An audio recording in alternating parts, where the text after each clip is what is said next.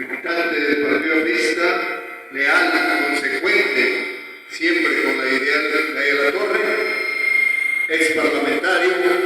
Lo dejo a todos ustedes, el compañero Víctor, con el mensaje por este 2 de agosto.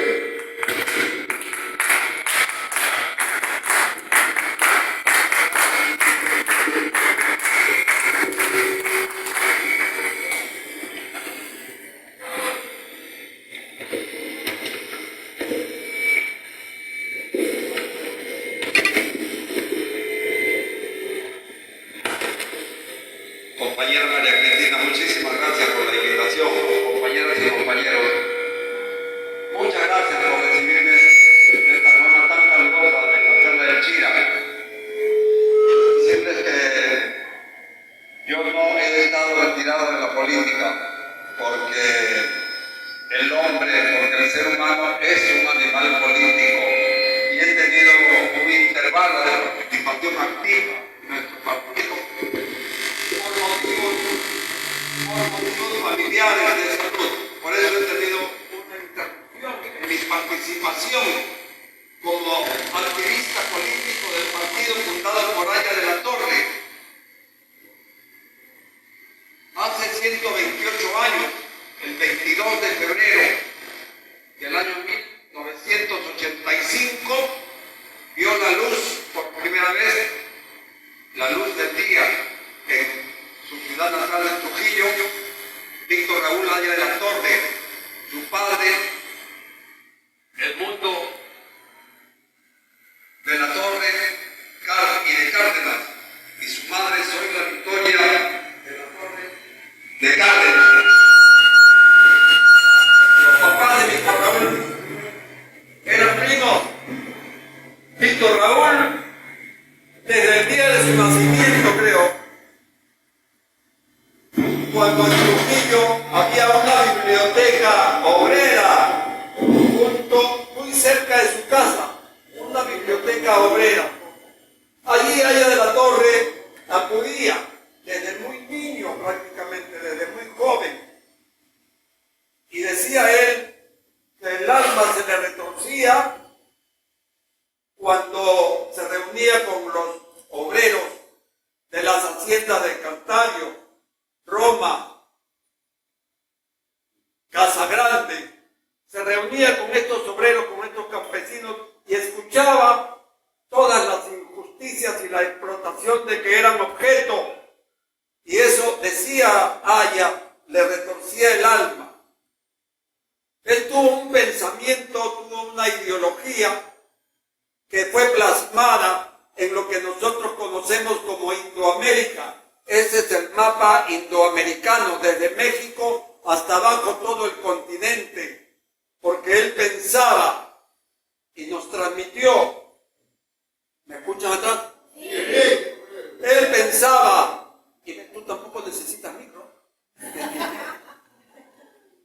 Él pensaba que la Unión Indoamericana, que esa fortaleza de todos estos países en el continente indoamericano, sería lo conveniente para que no tengamos tanta injusticia social como la que todavía existe, injusticia social y económica, y para poder enfrentar con mayor fortaleza los imperios de aquel momento, el imperio ruso, el imperio de la Unión de Repúblicas Socialistas Soviéticas y el imperio norteamericano. Por eso es que este partido es un partido antiimperialista. Y por eso se acuñó la frase, ni con Washington ni con Moscú, solo el aprismo salvará al Perú. Entonces, Aya de la Torre, con la lectura que siempre le gustó, ingresa a la Universidad Nacional de Trujillo a estudiar Derecho. Se llamaba Derecho. Y Educación también. Ahora hay facultades que son de Derecho y Ciencia Política. ¿Saben por qué? Porque la política es una ciencia.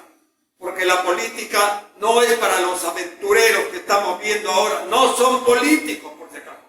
Esos no son políticos.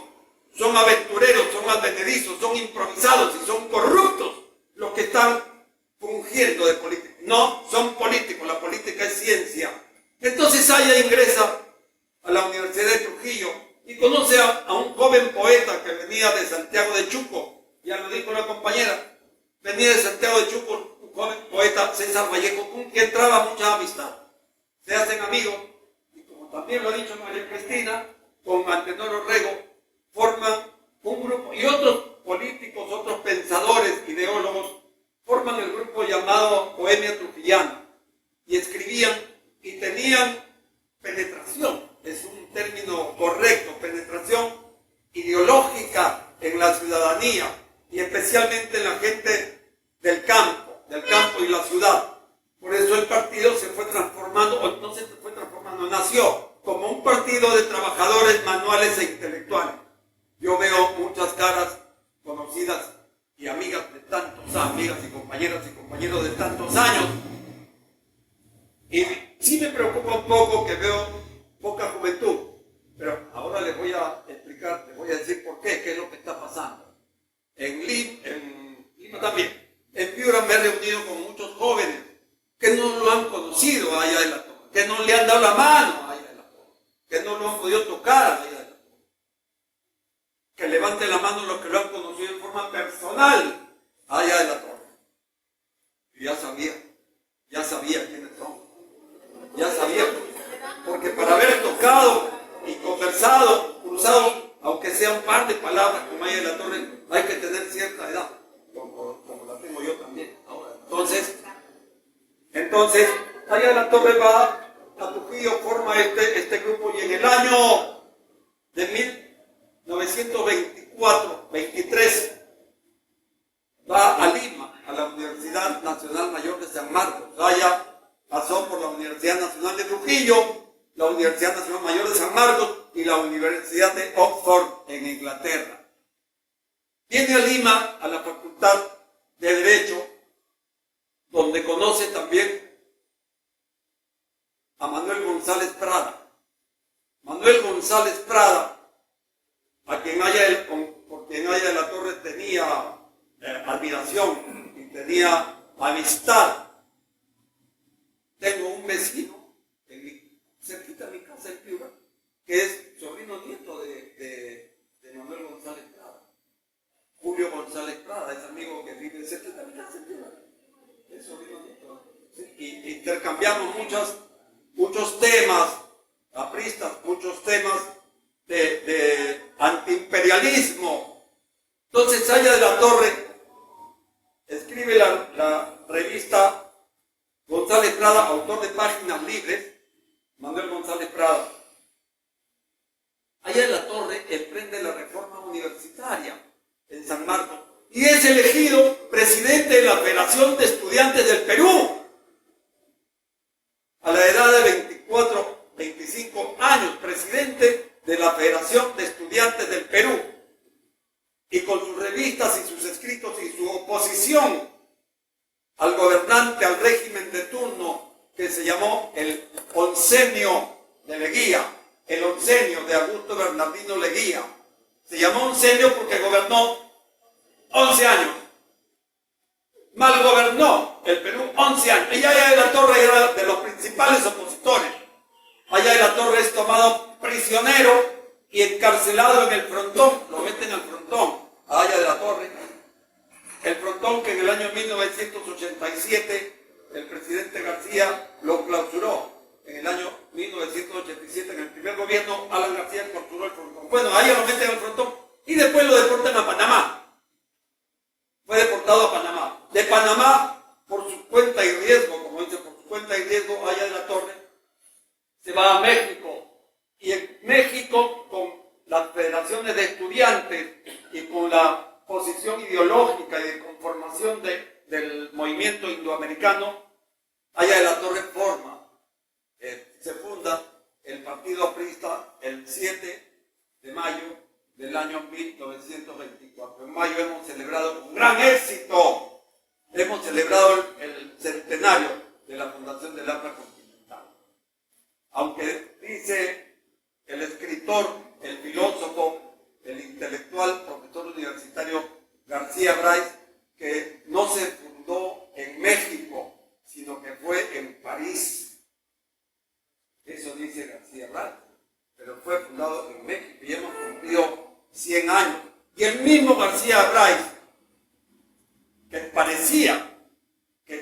criticaba a Haya de la Torre, hasta las críticas a Haya de la Torre eran para ensalzarlo y para levantarlo. Decían que este hombre, por allá, este hombre tiene tanta inteligencia que muchas veces con un billete de esos tiempos, no sé, como decir ahora, un billete de 10 soles, de 20 soles, no sé, un billete escribía la palabra abra. Entonces, cuando este billete esté en manos de un antiaprista, ¿usted cree que lo va a romper? No lo va a romper, no lo va a botar. Y ese billete va a circular. Entonces, muchos billetes con la palabra abra, billetes, no sé de cuántos eran en ese momento, pero esos billetes van a circular. Y así sea un antiaprista, no lo va a romper, no lo va a botar. Y ahí está la palabra y el logo del partido aprista, abra. Y entonces, y esa anécdota, efectivamente, me la ratificó en alguna ocasión conversando con Alan García, decía sí, el viejo escribía, ¿quién vota un billete? ¿Quién va a votar un billete? Así sea contrario a nuestra ideología, no van a votar el billete, ¿sí? Entonces, Alan ratificaba lo que este intelectual García Bryce había hecho el comentario. Entonces, Haya de la Torre, después de este exilio en México, cuando regresa al Perú, y en el año 1948, el 3 de octubre del año 48, que estalla la revolución y la matanza, el asesinato de muchos apristas, Haya de la Torre es declarado prácticamente como un terrorista por el régimen de aquel momento, y es declarado el partido aprista fuera de la ley. Haya de la Torre va el 3 de febrero del año 1948 a la embajada de Colombia, donde estuvo asilado 5 años, 3 meses y 3 días. 5 años, 3 meses y 3 días viviendo en la embajada de Colombia. El embajador de Colombia de aquel momento, Carlos Echeverry, ese embajador, cuando Haya de la Torre toca la puerta, Haya de la Torre viene en la noche a exiliarse, porque el partido se lo había exigido, porque su libertad nuevamente en peligro, y su vida estaba en peligro con ese régimen tirano. Haya de la Torre toca la puerta de la embajada, le abren la puerta, le dicen, ¿de parte de quién? Buscando al embajador, ¿de parte de quién? De Víctor Raúl Haya de la Torre. Las puertas se le abrieron inmediatamente y le dieron todas las comodidades para que viviera los 5 años y 3 meses en la embajada de Colombia. Haya de la Torre tenía una ventana y sacaba medio cuerpo por la ventana para mirar la calle. Los autos que pasaban en ese momento, y esto es parte de la historia del Perú, y esto también me lo ha contado mi abuelo y mi mamá. Es parte de la historia del Perú. Haya de la Torre sacaba medio cuerpo por esa ventana donde estaba asilado y pasaban los autos en aquellas fechas, años 1948, 49, 50, 51. Hasta el 54 que estuvo asilado. Y los autos tocaban sus bocinas con la... tocaban, y el viejo los saludaba. Tenía algunas comodidades dentro de la embajada, y el partido, en plena clandestinidad, tenía la edición ya de nuestro periódico La Tribuna, que ya no lo tenemos, donde se difundían todas las estrategias, toda la oposición a los gobiernos, tirándose a los gobiernos de turno. Después de esto, Haya de la Torre sigue en su exilio, en su asilo político en la embajada de Colombia, y se genera un conflicto internacional entre el gobierno de turno de Bolivia y el gobierno de Colombia. El gobierno peruano se negaba a darle el salvoconducto para que Haya de la Torre viaje a Colombia, como sí sucedió con Alan García. Se asiló y Alan después se fue a Colombia y después se fue a Francia. A Haya de la Torre le negaron el salvoconducto para que salga del país, de manera que la embajada la embajada de Colombia estaba sitiada, por lo que en ese tiempo a ese tipo de policía, ¿cómo le llamaban? La soplonería. Soplones, ¿no? Los soplones. Y ese tipo de policía acosaba a la embajada tan pronto pusiera un pie fuera de la embajada, eran capturados. Le negaban el salvoconducto para que salga del país y se genera casi un conflicto diplomático internacional entre Colombia y Perú. Hubo algunos rumores que la dictadura iba a irrumpir en la embajada de Colombia, los militares iban a entrar a la embajada de Colombia y lo iban a capturar al jefe y se lo iban a llevar nuevamente prisionero. Allá en la Torre, en alguna conferencia, que inclusive ha sido difundida en medios televisivos, allá en la Torre mencionó: si eso hubiese ocurrido, si eso ocurría en ese momento, yo me hubiese suicidado, porque yo no podía ser causante de un conflicto internacional entre mi país y un país extranjero que me estaba acogiendo. Mis respetos al embajador Echeverri, que se la jugó también y lo vaciló durante todo este tiempo a Haya de la Torre. Siguió en su largo camino político, en su largo camino ideológico, en el legado que nos dejó Haya de la Torre, y pensando en la juventud, y acuñó una frase que es muy conocida por todos hemos sido jóvenes. Una frase que: joven, prepárate para la acción y no para el placer. Y otra frase que nos gustaba mucho en la Universidad Villarreal donde yo estudié, ¿no? El que sabe mucho enseña y el que sabe poco aprende. Y Allá de la Torre, entonces, ahí lo conocí al jefe, ahí lo conocí en el aula magna, en Alfonso Ugarte, en la Casa del Pueblo. Todos los jueves a las 8 de la noche se producían los coloquios de Allá de la Torre. Ustedes conocen el aula magna, es inmensa, se llenaba, completamente lleno. Y cuando salíamos de estudiar de la Facultad de Medicina, estoy hablando de la década del 72, 73, 74, 75, cuando estudiaba yo medicina en la Villarreal, salíamos todos los alumnos de medicina y nos íbamos a ver al jefe con nuestros mandiles, nuestros libros, íbamos a escuchar todos los jueves a las 8 de la noche. Y créanme, entraban policías. Estamos hablando de la época del Velascato, el gobierno de Velasco, donde había persecución, había ferocidad contra el Partido Cristiano y contra Haya de la Torre. Entraban y habían policías, habían militares que en la puerta de Alfonso Ugarte, en la puerta de la Casa del Pueblo, se quitaban la polaca, se quitaban el uniforme, el gorro, lo guardaban, lo escondían en una bolsa y entraban al local a escuchar al jefe. Y hasta preguntas le hacían.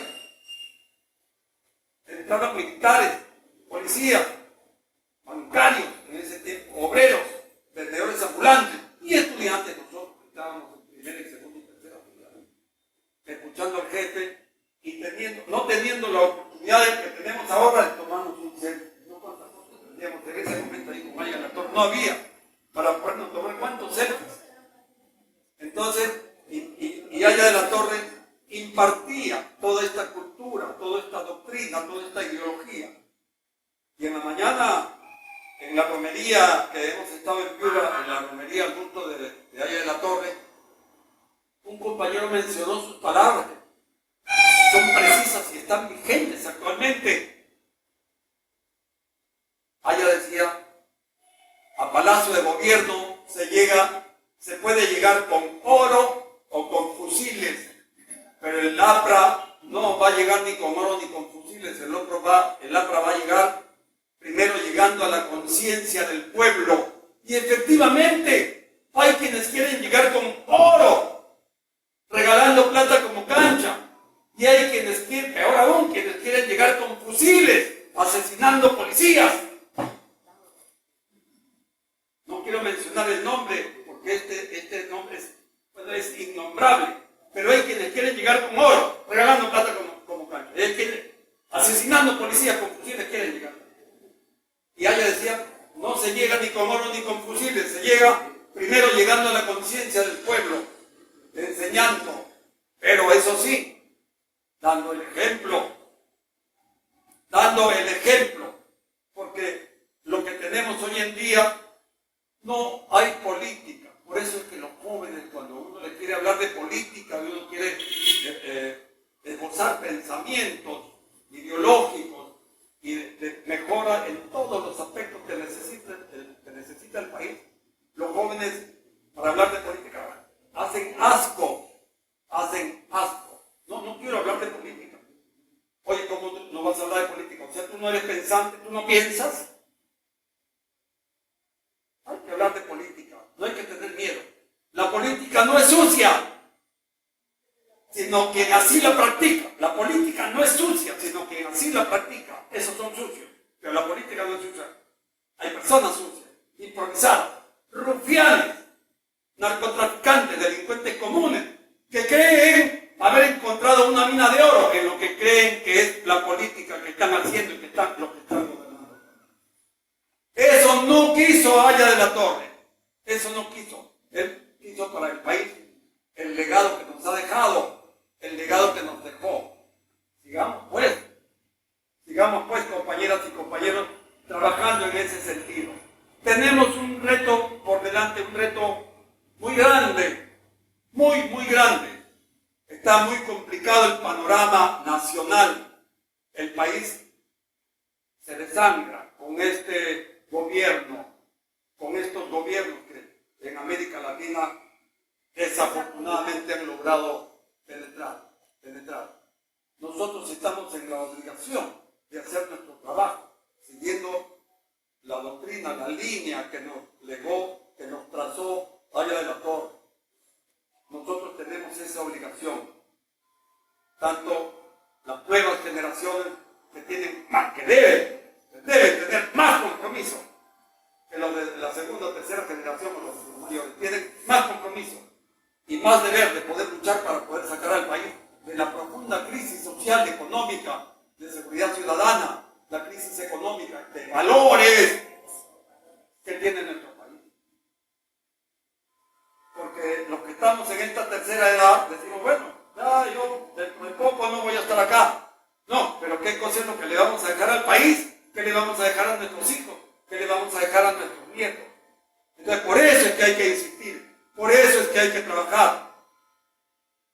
Por eso es que malos gobernantes no dejaron nunca que el partido aprista llegue al gobierno, hasta el año 85 que logramos el triunfo con Alan. Y en el año 62, en el gobierno de Manuel Prado, en el año 62, el APRA, Aya de la Torre, ganó las elecciones. Los compañeros que han estado en ese momento, que tenían, igual que yo, 8 o 10 años, se acuerdan de, yo sí me acuerdo. El APRA con Aya de la Torre ganó las elecciones en el año 82. Y el general Ricardo Pérez Godoy, hay que leer, Ricardo Pérez Godoy dio un golpe de Estado para derrocar al gobierno de Manuel Prado Ugarteche. Lo derrocó y lo sacó para impedir que el APRA ya había ganado las elecciones, impedir que Aya de la Torre gobernara en el año 62. Así fue. Esa es parte de la historia del Perú. No se cuenta esa parte de la historia del Perú haciendo mal. No se cuenta. ¿Saben por qué? Porque siempre les he dicho que la prensa es capaz de convertir al peor de los villanos en un héroe. La prensa comprada. La prensa es capaz de convertir al peor de los villanos en un héroe y capaz de convertir a Miguel Grau en el peor de los villanos. Si la prensa quisiera, a la vuelta de un año, lo ha convertido a Abimael Guzmán en un héroe. Y a la vuelta de 2 años lo ha convertido a Miguel Grau en un villano. Eso puede hacer la prensa. Por eso es que malamente mal se le denominó el cuarto poder del Estado. Porque tienen un poder siniestro. Tienen un poder oculto, un poder siniestro. Y pueden manipular mentes. Pueden encajonar a quienes no les son cómodos para sus intereses personales o intereses de grupo. Eso a mí me da asco y estoy en contra de eso. Hay miembros de la prensa nacional y regional que son muy respetables,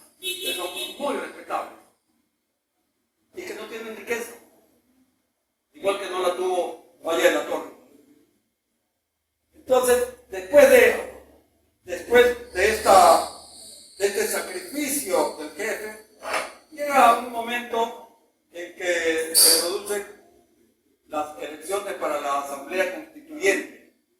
¿Se acuerdan? En ese momento, año 78, ¿cuántos votos sacó Aya de la Torre? Yo voté por él esa tarde, esa mañana. Fui con mi abuelo a votar, yo me acuerdo, fui a votar. Y el número de Aya de la Torre, ¿quién se acuerda? C1. C1 sacó 1 millón de votos. Sacó 1 millón de votos, fue el más votado. Y hay que reconocerle al señor Luis Bedoya Reyes, cuando los comunistas fueron a proponerle para que él presida la Asamblea Constituyente, y Luis Bedoya Reyes, que sí era un político, buen político, respetable, de derecha, Luis Bedoya Reyes le dijo, no, yo no voy a ser presidente de la Asamblea Constituyente, y menos con la propuesta que me están haciendo ustedes para que Aya de la Torre no sea el presidente. Y él declinó en favor de Aya de la Torre, y Aya de la Torre presidió la Asamblea Constituyente. Y el ejemplo que dio, que lo sabemos todos, que tampoco no estamos muy difundidos, los apristas lo sabemos, de cuánto era su cheque que cobraba mensualmente. Un sol. Un sol. Porque dijo lo siguiente, yo no puedo cobrarle a mi país por servirlo, no cobro. Entonces, como tenía que recibir una remuneración, y todos los diputados constituyentes recibían una remuneración, sus emolumentos, como se dicen, ¿no? Los jugosos emolumentos que reciben hasta ahora. Aya de la Torre, no, yo no puedo recibir, no le puedo cobrar a mi país por servirlo, pero reglamentariamente, legalmente, había que recibir una. Entonces, bueno, un sol. Y él cobraba su cheque de un sol todos los meses. Ese es Aya de la Torre. Ese es el ejemplo que nos ha legado. Y en su fecunda labor literaria, le voy a enumerar algunas de ellas, que a mí me ha encantado mucho. Les recomiendo cuando puedan darle lectura. En el año 1923, cuando ella tenía 20, en el año 1923, ella nació en el 95, en el año 23 tenía 28 años, ¿no? En el año 1923, 2 cartas de Aya de la Torre, que lo escribió en Lima. En el año 1927 escribe por la emancipación de América Latina. Lo escribe en la ciudad de Buenos Aires, en Argentina. El plan del aprismo. Lo escribe, ¿sabe dónde? En Guayaquil. Está cerca, en Guayaquil. En el año 1932. En el año 1933 escribe Construyendo Aprismo. Lo escribe en Buenos Aires. En el año 1936 en Chile escribe ¿A dónde va Indoamérica? Y esa pregunta tenemos que repetirnos actualmente. ¿Hacia dónde va Indoamérica? Esto desde el año 1936. En el año 1936 también, la primera edición, que yo la he leído como 4 veces, 5 veces en la Universidad de los Obligados, el antiimperialismo y el APRA. El antiimperialismo y el APRA. Y ahora les pregunto a jóvenes estudiantes de medicina que quieren hablar del capitalismo, del antiimperialismo, no sé cuánto, y que tienen ideas retorcidas, un poco izquierdosas, que son de izquierda. El APRA es de izquierda. Es de izquierda democrática, de izquierda responsable, de trabajadores manuales e intelectuales. ¿Qué me vas a decir a mí de antiimperialismo? ¿Qué me vas a hablar de antiimperialismo, joven? ¿Tú has leído el antiimperialismo y el APRA? No, doctor. ¿Tú has leído el Capital de Carlos Marx? No, doctor. Entonces, ¿cómo quieres hablar y cómo quieres proponer? Tienes que prepararte primero para poder proponer y querer discutir si quieres. En el año 1936, en el año 1954, nuevas ediciones del antiimperialismo y el APRA. Otras ediciones. Y en el año 1948, que sí lo hemos leído todo, espacio-tiempo histórico. Espacio-tiempo histórico. Esta lectura, esta fecunda labor literaria de Aya de la Torre, tampoco ha sido difundida como debiera ser por la prensa nacional y por la historia. Esto es parte de la historia del Perú. Es parte de la historia del Perú. Quiero, compañeras y compañeros, hacerles un llamado para que con toda nuestra familia, con todas nuestras fuerzas, con todo nuestro corazón, como decía Aya de la Torre muchas veces, con el alma desgarrada, cuando veo la pobreza, veo la desigualdad en el Perú. Se me desgarra el alma. Y allá en la torre tenía, les cuento, una recóndita vergüenza. Hace muchos años, yo estaba en la universidad y en los eventos donde invitaban ahí a la torre los comités, le invitan a un comité muy pobre, ¿no? En un asentamiento humano, todavía no existía ni El Salvador en Lima en ese momento. Algo cerca del cercado de Lima, y nosotros salimos de la universidad, fuimos, y tenían una recóndita vergüenza de ver niños con ropitas raídas y una pobreza, como ir a un asentamiento humano de los más pobres y ver esa pobreza te conmueve, pero con conmoverte no vas a solucionar el problema. Conmuévete sí, pero para que pases a la acción. Entonces, me acuerdo que sirvieron tamales. Después de la reunión y después de escuchar a Aya y los aplausos y todos muy contentos, un sitio muy pobre. Humildemente habían preparado unos tamalitos y le pusieron todos al jefe, porque el jefe era como los igual que Alan, y Alan tenía un filho. Un día se comió 12 sanguchitos de pavo allá en la pera madura, como se llama, sanguchitos de pavo se comió como dulce. Tenía un filho y el jefe tenía un buen apetito. Le pusieron dos tamales. Y había niñitos por ahí cerca, niñitos que tienen de curiositos, niñitos pequeños, de repente hijos o familiares de los compañeros. Niños muy pobrecitos, pues vestiditos y se ve una pobreza, ¿no? Que conmueve y miraban. Seguramente, en vez de mirarlo a ella, yo me imagino que estaban mirando los tamales. Y tú crees que el jefe comía, ¿sabes? Que se moría de hambre, pero como que le daba vergüenza meterse un bocado de tamal a la boca y viendo que las criaturas no estaban mirando. No comía, se aguantaba el hambre, porque tenía tenía una recóndita vergüenza, le da vergüenza comer de estos niños, comer delante de estos niños que están mirando, en vez de mirando a él. Entonces, ese es el sentimiento, ese es el pensamiento que yo quiero transmitirles. Y quiero exhortarlos, quiero invitarlos, no quiero decir exigirles, quiero invitarlos a que sea todos los artistas de la Perla de Chira, un activista político, difundir esta doctrina, luchar contra el actual régimen de improvisados, de corruptos, de advenedizos, de ineptos, que creen haber encontrado una mina de oro y la están saqueando. Eso no podemos permitir. Y quiero recordar algo, compañeras y compañeros, que cuando lo hemos escuchado al jefe mencionar lo que les voy a leer brevemente. Miren lo que dijo. Yo no puedo recordar al indio del Perú sin decir mi palabra de protesta y acusación. Quien ha llegado hasta nuestras soledades andinas habrá visto aquellas grandes masas de campesinos tristes, haraposos y cabizbajos que llevan sobre sus hombros la carga de 4 siglos de siniestra esclavitud. Así decía ella. Como digo, le retorcía el alma de ver todas estas injusticias. Los jóvenes, muchos por eso los aliento. Yo los aliento. Y en la Facultad de Medicina, donde doy clases, está prohibido compartir política, pero disimuladamente yo los exhorto, los invito y les meto un poco de la política. Y últimamente la mortalidad materno-perinatal se ha incrementado en el Perú, que da pena. La anemia infantil, y tú lo sabes, Raúl, la anemia infantil se ha incrementado. La desnutrición infantil de primero, segundo y tercer grado se ha incrementado en el Perú. La morbilidad materna y la mortalidad materna, tú lo sabes mejor que yo, se ha incrementado. Eso no podemos permitir. Eso también que nos refuerza el alma. Y pasemos a la acción, a la juventud, que tiene alta responsabilidad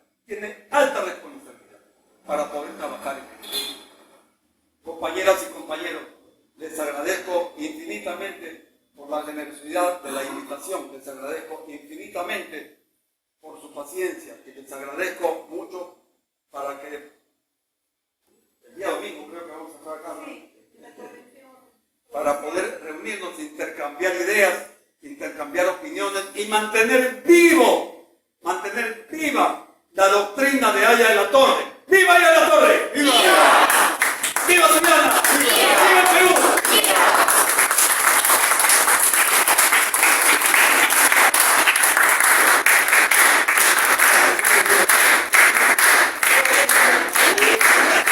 Haya no ha muerto, sigue siendo el jefe. Haya no ha muerto, sigue siendo el jefe. Haya no ha muerto, sigue siendo el jefe.